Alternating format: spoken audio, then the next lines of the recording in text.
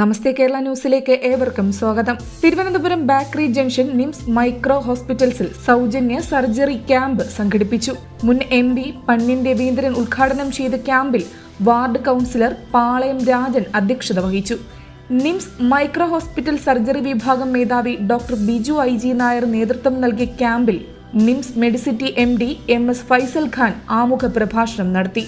Nandavanam residence association treasurer റസൂൽ ഖാൻ, മുണ്ടയ്ക്കൽ രാജേഷ്, സാമൂഹ്യ പ്രവർത്തകൻ MM Safar, Saiju Muhammad, NIMS micro hospitals കൺസൾട്ടന്റുമാരായ doctor Susan Koshy, doctor Devi, doctor Athira, NIMS Medicity surgery വിഭാഗം senior consultant doctor Indiramma J എന്നിവർ ആശംസകൾ അർപ്പിച്ച പരിപാടിയിൽ NIMS micro hospital CEO Fathima Misaj കൃതജ്ഞത രേഖപ്പെടുത്തി. News desk, Thiruvananthapuram.